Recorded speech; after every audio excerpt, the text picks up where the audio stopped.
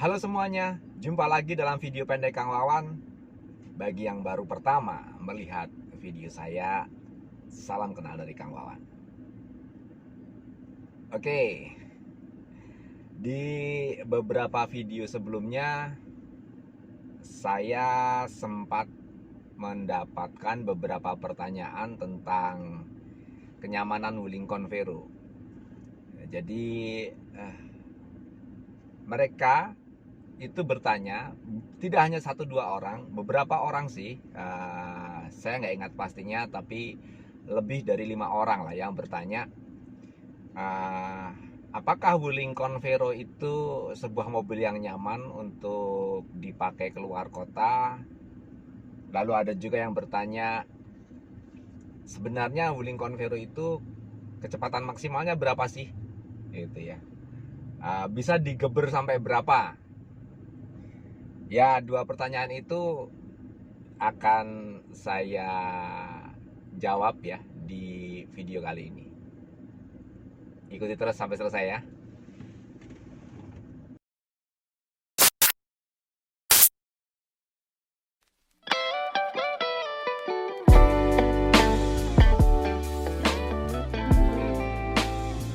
Oke, bicara tentang kenyamanan mobil ya. Sebenarnya kenyamanan mobil itu menurut saya sangat relatif ya. Artinya kita tidak bisa menyamakan satu orang dengan orang yang lainnya. Namun kalau saya ditanya, saya pribadi ditanya, sebenarnya kriteria nyaman menurut saya itu yang seperti apa? Nah, itu yang membuat saya menjadi nyaman menggunakan mobil ini. Nah, sebelum kita bicara lebih lanjut, perihal kenyamanan juga. Kalau di dalam kabin mobil Anda ada bau-bau yang nggak enak gitu ya, mungkin habis ketumpahan sesuatu di karpetnya terus menjadi lembab, Anda belum sempat membersihkannya, itu tentunya timbul bau yang nggak enak.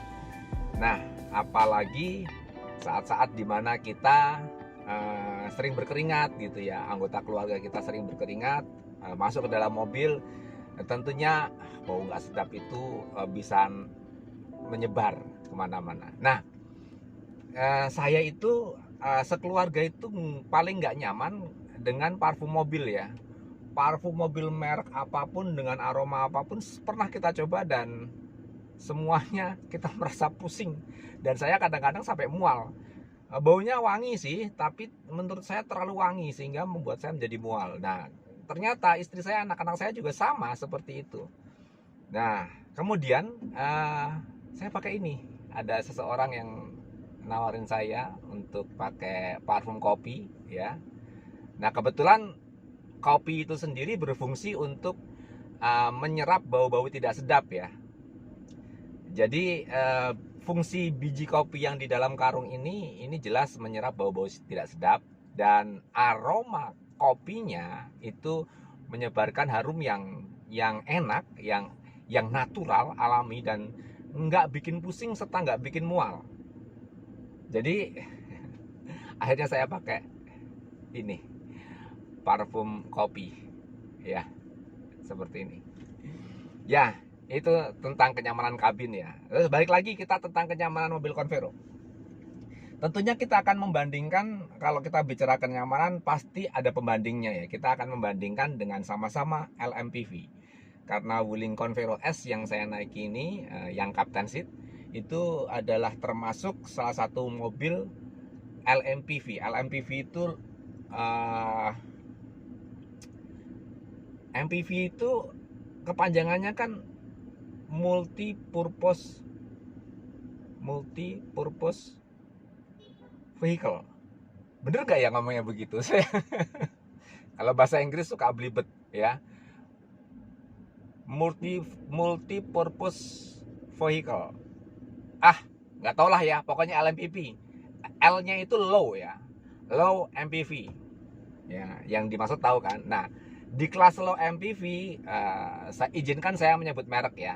Di kelas low MPV itu ada Daihatsu Xenia, ada Toyota Avanza, Itu yang berpenggerak roda belakang ya. Yang berpenggerak roda depan sekelas LMPV itu ada Suzuki R3, ada Mitsubishi Expander, terus ada juga Nissan Livina, ya itu kelasnya sama, satu kelas dengan yang disebut LMPV. Kalau yang saya sebutkan terakhir itu adalah berpenggerak roda depan. Tentunya dalam hal kebisingan, peredaman itu lebih nyaman yang berpenggerak roda depan, ya. Namun bagi saya ini keluarga yang agak besar ya, anak saya 4. Jadi kalau kita mau pergi bareng-bareng nih sekeluarga, otomatis 6 orang ya, anak saya 4, istri saya dan saya. Jadi ada 6 orang yang mesti masuk ke dalam mobil. Nah, apalagi perjalanan jauh ya, luar kota, belum juga barang-barangnya gitu ya. Memang sih kalau kita naik yang berpenggerak roda depan itu lebih nyaman ya. Lebih nyaman, kebisingan juga lebih bisa diredam.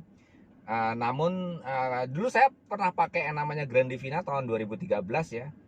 Memang lebih nyaman untuk bantingannya ya. Tapi suara bannya kalau di jalan tol ya, suara bannya itu kedengaran jelas sampai telinga.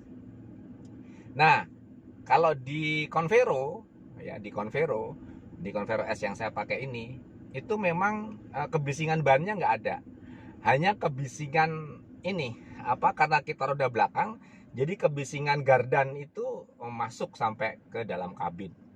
Ya itu aja sih, ada plus minusnya ya. Tapi yang paling saya paling suka dari mobil ini dibandingkan dengan mobil yang lain, sehingga saya memutuskan yang paling nyaman pakai Wuling Convero adalah ruang kabinnya yang super lega. Saya juga pernah pakai Daihatsu Xenia ya.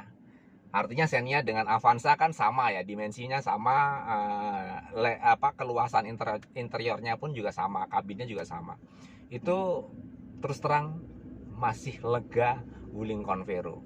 Jadi di kursi paling belakang pun anak-anak saya yang tingginya sudah lebih dari saya aja 170 cm ya.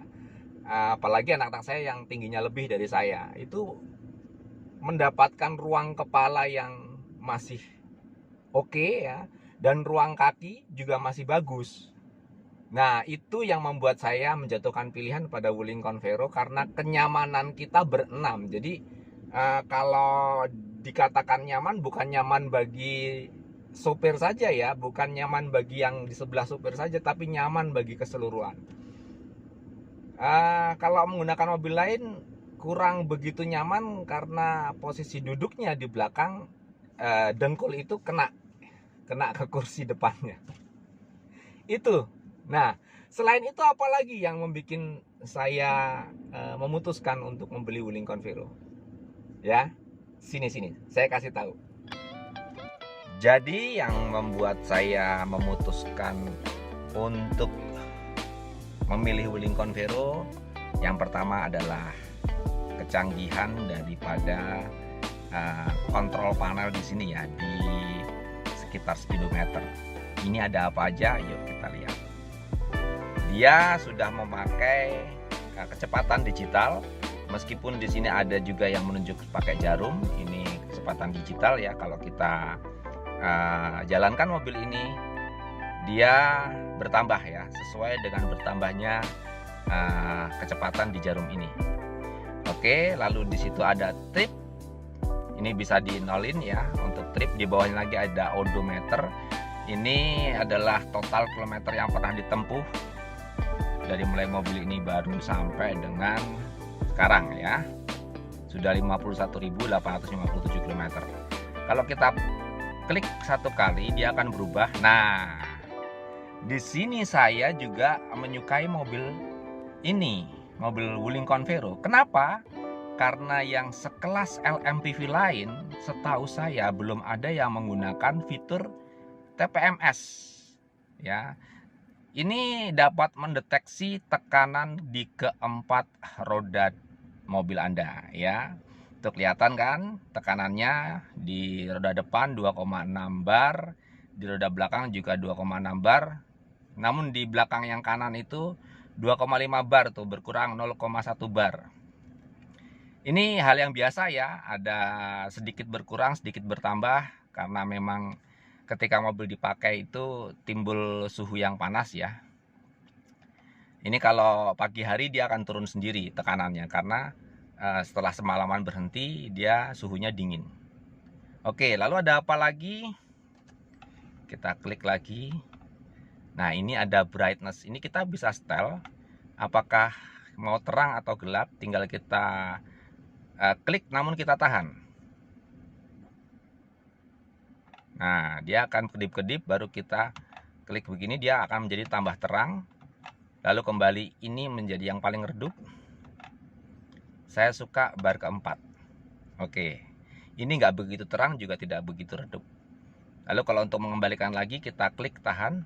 Nah, lalu kita klik satu kali lagi dia kembali lagi.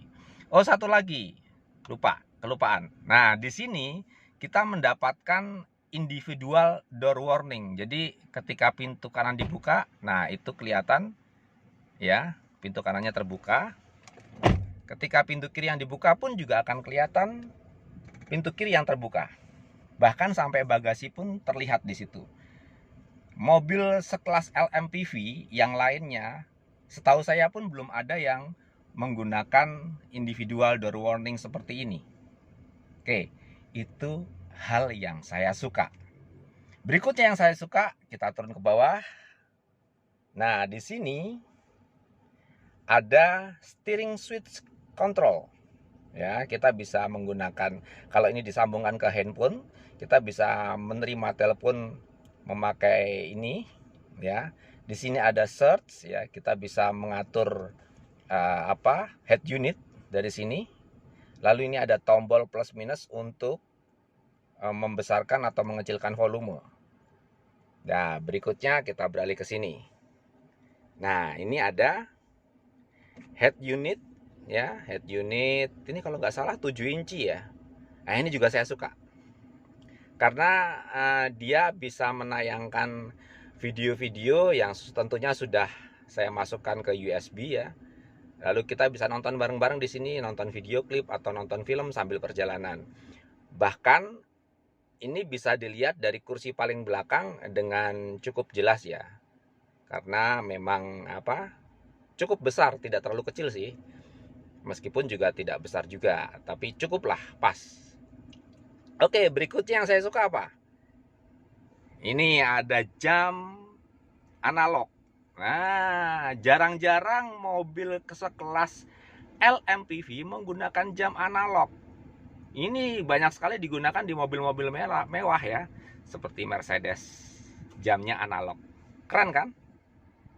Oke, itu yang saya suka dari mobil Wuling Convero selain kabinnya yang luas.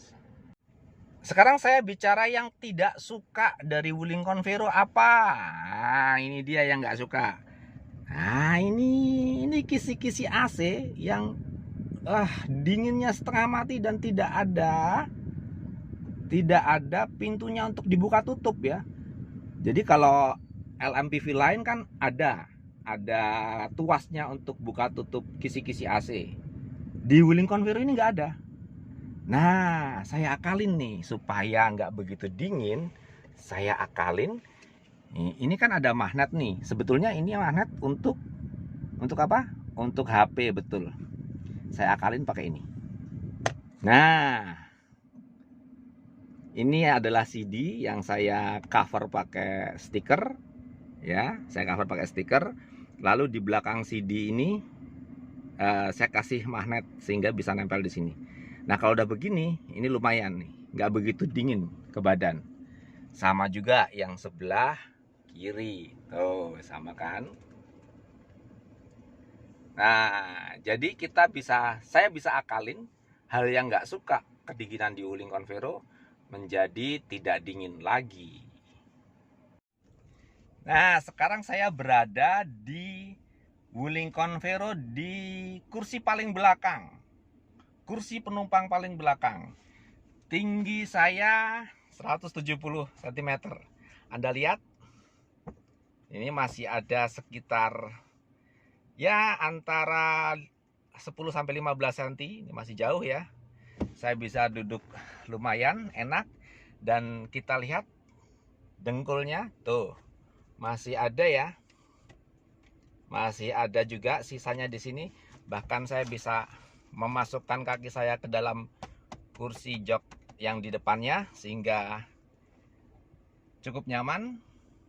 Dan ini headrest bisa dinaikkan.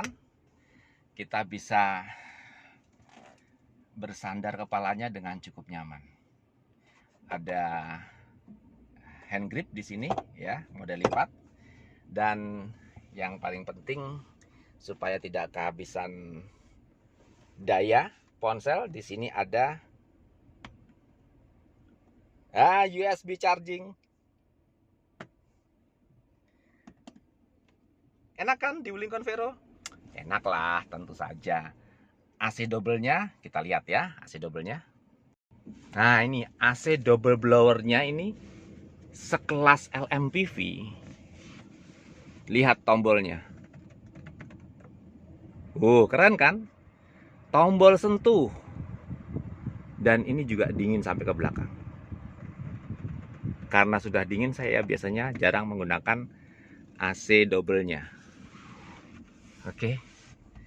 Cukup nyaman meskipun dari belakang. Nah, ini tadi saya cerita dari kursi paling belakang pun kita masih bisa melihat dengan bebas head unitnya, yaitu kalau lagi di setel film atau video klip, saya dengan nyaman, masih cukup nyaman untuk melihat ke layar head unit.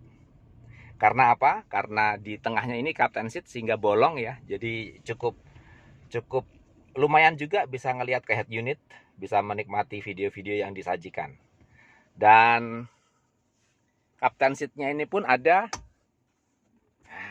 Ini dia. Ada armrest-nya. Itu adalah kenyamanan Wuling Convero yang saya suka. Bagaimana dengan Anda? Silahkan jatuhkan pilihan Anda pada mobil yang Anda anggap nyaman untuk keluarga. Oke, demikian dulu video saya kali ini. Sekaligus menjawab ya tentang kenyamanan mobil Wuling Convero yang sangat subjektif ya. Setiap orang punya kriteria kenyamanan masing-masing. Oh ya, menjawab tadi saya lupa menjawab ini ya, kecepatan maksimal Wuling Convero. Saya pernah bawa ini di tol Cipali sampai dengan 155 km per jam, dan itu masih tersisa gasnya. Kalau dibicarakan masih stabil, saya merasakan masih stabil, cuman memang saya yang nggak berani nambah lagi ya. Jadi nyali. Kalau ini urusan mental aja sih, urusan nyali. Nah, kalau teman-teman di klub Empunya Wuling Indonesia, ada salah seorang yang pernah sampai 170 km per jam bahkan lebih ya. Itu tergantung nyali Anda masing-masing. Oke. Sekian dulu video pendek Kang Wawan kali ini. Klik tanda jempol ke atas ya apabila Anda menyukai video saya, dan sebarkan ke seluruh media sosial Anda agar teman-teman pun merasakan manfaatnya. Oke? Kasih komentar ya kalau ada pertanyaan atau ada sesuatu. Terima kasih sudah menonton.